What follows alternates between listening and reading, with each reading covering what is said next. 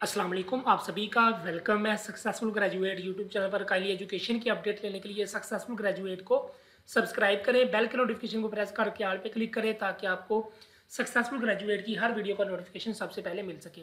जैसा कि आपको पता है एमएससी की आज डेट शीट अनाउंस हो गई है, तो स्टूडेंट को अपने सब्जेक्ट ढूंढने में काफ़ी ज़्यादा मुश्किल हो रही है। तो ये मैं वीडियो बना रहा हूँ एमए पार्ट 1 और पार्ट 2 इंग्लिश के सब्जेक्ट्स की के पेपर्स कब कब होंगे, क्योंकि ठीक है किस किस डेट को।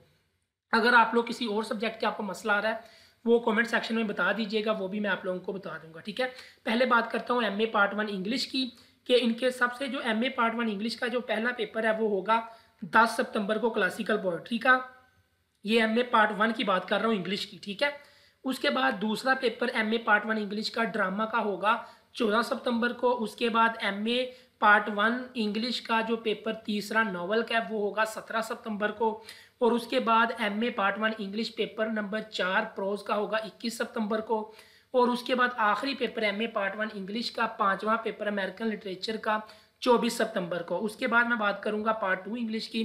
तो एमए पार्ट 2 इंग्लिश का पहला पेपर होगा 9 सितंबर को पोएट्री 2 का। ठीक है, उसके बाद एमए पार्ट 2 इंग्लिश का दूसरा जो पेपर है 13 सितंबर को होगा ड्रामा 2 का। ठीक है, उसके बाद एमए पार्ट 2 इंग्लिश का तीसरा पेपर नॉवल 2 होगा 16 सितंबर को।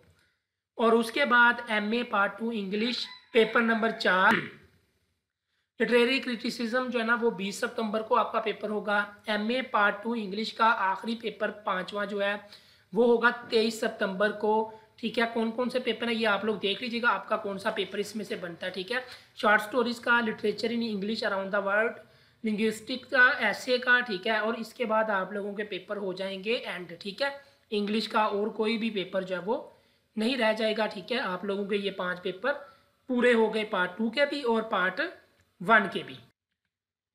अगर आप लोगों को किसी और सब्जेक्ट की नहीं समझ आ रही डेट शीट की तो आप लोग बता दीजिएगा, वो भी मैं आप लोगों के साथ शेयर कर दूंगा। अल्लाह।